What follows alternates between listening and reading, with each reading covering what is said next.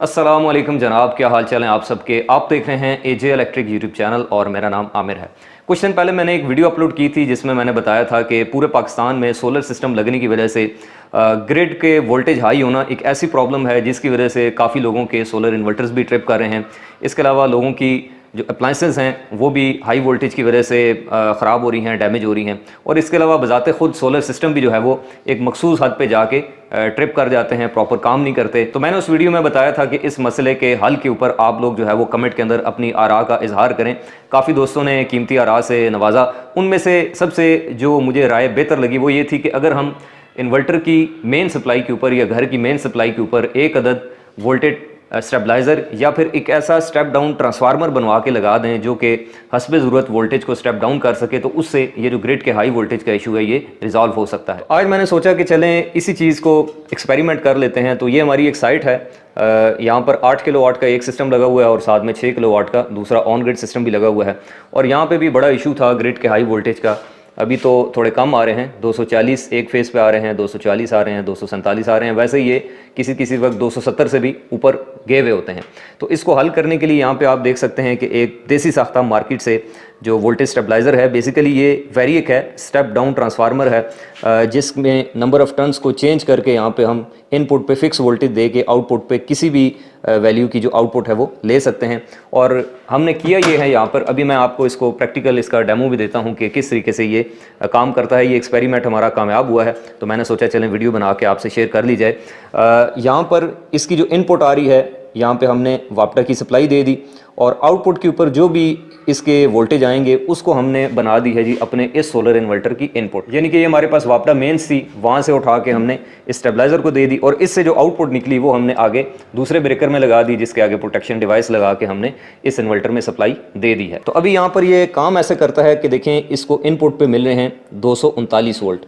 मैं यहाँ से इसको बढ़ाता हूँ, ये जैसे देखें, ये मैंने बढ़ाया तो 222 हो गए, एक स्टेप और बढ़ाया तो 232 हो गए, फिर एक स्टेप बढ़ाया तो ये देखें 243 हो गए हैं। और इसी तरह से एक लेवल आएगा कि ये जाके बंद हो जाएगा। यानी कि उन्होंने इसके अंदर प्रोटेक्शन रखी है कि अगर वोल्टेज 250 से ऊपर चले जाएं तो ये ऑटोमेटिकली जो है वो अपनी सप्लाई को कट ऑफ कर देगा। लेकिन अभी फ़िलहाल हम इसको स्टेप डाउन करते हैं और ये जैसे देखें, मैं अगर आपको इसको कम करके दिखाऊँ तो ये देखें 238 यहाँ पर फिक्स आ रहे हैं और आउटपुट जो है वो इसकी कम हो रही है, 204। इसी तरह से ये 197 हो गई, एक स्टेप और नीचे लेके आते हैं तो 190। यानी कि हर एक स्टेप के ऊपर 10 वोल्ट का जो है वो ये डिफरेंस डाल देगा। और जैसे जैसे वोल्टेज यहाँ पे कम हो रहे हैं वैसे वैसे आप प्रोटेक्शन डिवाइस के ऊपर भी देख सकते हैं। अभी जैसे देखें ये 181 हैं, एक स्टेप मैं ऊपर लेके जाता हूँ तो ये देखें 187 हो गए, फिर एक स्टेप ऊपर लेके जाता हूँ तो 195 हो गए। इसी तरह से मज़ीद आगे गया 201 वोल्ट, ये 208, एक स्टेप मज़ीद आगे गया तो 217।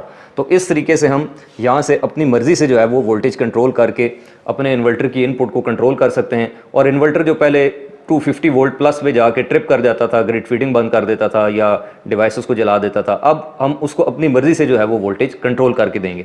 अच्छा, ये तो है मैनुअल तरीका। ये टोटल 40 से 50 हज़ार में आप मार्केट से 10,000 वाट का जो है वो बनवा सकते हैं।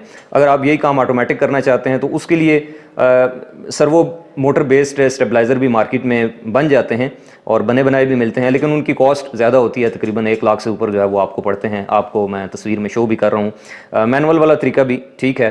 तो चलिए अब इसके ऊपर मैं ग्रिड फीडिंग ऑन करके आपको दिखाता हूँ कि ये किस तरह से काम करेगा। अभी देखें, मैंने इसको सेट कर दिया है जी यहाँ पर 213 वोल्ट के ऊपर। वोल्ट मीटर्स के डिफरेंस की वजह से यहाँ पर आपको थोड़ा बहुत फ़र्क नज़र आ रहा होगा। जैसे यहाँ पर ये 213 दिखा रहा है, यहाँ पर ये दिखा रहा है 217। और अगर हम यहाँ पर इन्वर्टर की स्क्रीन पे चेक करें क्लिक करके तो यहाँ पर भी देखें 218 217 दिखा रहा है। तो अब मैं यूँ करता हूँ जी कि मैं इसकी ग्रिड फीडिंग जो है वो यहाँ से ऑन करता हूँ, क्योंकि बुनियादी तौर पर हमने इसको नेट मीटरिंग के साथ चलाना है। तो ये देखें जैसे ही मैं ग्रिड फीडिंग ऑन करता हूँ आपने वहाँ से वोल्टेज पर नज़र रखनी है। अभी देखें 221 हैं और जैसे ही ग्रिड फीडिंग ऑन हुई है तो आप देख सकते हैं कि वोल्टेज बढ़ाकर वो ले गया है जी 227 के ऊपर। यानी कि आपको पता है कि जब भी कोई इन्वर्टर ग्रिड फीडिंग करता है, वापस ग्रिड को बिजली बेचता है, तो अपने उसमें 10 से 15 वोल्ट का वो इजाफा करता है, तभी वो इस काबिल होता है कि वो ग्रिड फीडिंग कर सके। तो यहाँ पर आप देख सकते हैं जी कि अभी 6000 वाट जो है वो बिजली वापस ग्रिड को जा रही है और पहले जो वोल्टेज यहाँ पर 221 थे वो अब बढ़कर 227 हो गए हैं। अच्छा, अब मैं इस प्रोसेस को दोबारा से रिवर्स करता हूँ आपके सामने कैमरे में। मैं यहाँ से इसकी ग्रिड फिटिंग दोबारा बंद करता हूँ। ये देखें मैंने ग्रिड फिटिंग बंद कर दी। अब देखेंगे आपके 227 से वो कम होकर फिर से 218 पे आ गए हैं। और इसी तरह से अगर मैं दोबारा ग्रिड फिटिंग ऑन करता हूँ, ये ऑन कर ली मैंने, तो आप देखेंगे कि अब वोल्टेज आस्ता आस्ता बढ़ना यूँ होता था। अब ये स्टेबलाइज़र लगाने का मकसद क्या है? पहले यहाँ पर यूँ होता था कि नॉर्मल वोल्टेज ही जो है वो इन्वर्टर को मिलते थे 250, और जब ये उसमें अपने 10 वोल्ट ऐड करता था वोल्टेज 260 हो जाते थे। तो जब वो 260 वोल्ट पे जाता था तो इन्वर्टर ट्रिप कर जाता था, ग्रिड को बिजली वापस भेजना भी शुरू कर देता था और साथ ही जो है वो ग्रिड ऑफ हो जाता था। लेकिन अभी देखें इस मसले का हल ये निकला कि पीछे से जो वोल्टेज आ रहे हैं वापडा के, वो आ रहे हैं 253 वोल्ट आ रहे हैं। तो ये 254 वोल्ट अगर डायरेक्ट हम इसको देंगे तो फिर ये काम नहीं करेगा, ये ट्रिप कर जाएगा। तो उस 254 को हमने अपने इस स्टेप डाउन ट्रांसफार्मर की मदद से कम करके 222 किया। वो 222 वोल्ट जब आगे इसमें गए तो चूंकि ये इसकी रेंज में आ गए तो अब वो ग्रिड हाई वोल्टेज का मसला हल हो गया। और अभी आप देख रहे हैं कि ये प्रॉपर इसने ग्रिड को कनेक्ट किया हुआ है और बिजली रिवर्स भी कर रहा है। और इसकी रिवर्स फीडिंग से इस स्टेबलाइज़र को, या ये जो वेरिएक है या ऑटो ट्रांसफार्मर है या वोल्टेज स्टेप डाउन ट्रांसफार्मर है, जो भी आप इसको नाम दे दें, इसको भी किसी किस्म का कोई इशू नहीं है। यानी ऐसा नहीं है कि ग्रिड फीडिंग करने की वजह से ये ख़राब हो जाएगा, बल्कि ये बिल्कुल प्रॉपर काम कर रहा है। आपके सामने मैंने ये टेस्ट करके आपको दिखा दिया है। तो अगर आपके घर में भी ग्रिड के हाई वोल्टेज का इस तरह से इशू है कि आपके वोल्टेज 250 वोल्ट से ऊपर रहते हैं, चाहे आपके घर में सोलर लगा है चाहे नहीं लगा, आपके अप्लायंसेस जल रही हैं, तो आप इस तरीके से एक मार्केट से देसी साख्ता वेरिएबल बेस्ड स्टेबलाइज़र बनवा कर या voltage transformer, step down transformer बना के अपना ये ग्रिड हाई वोल्टेज का मसला जो है वो हल कर सकते हैं। उम्मीद है कि आपको इस वीडियो से कुछ ना कुछ फ़ायदा हुआ होगा।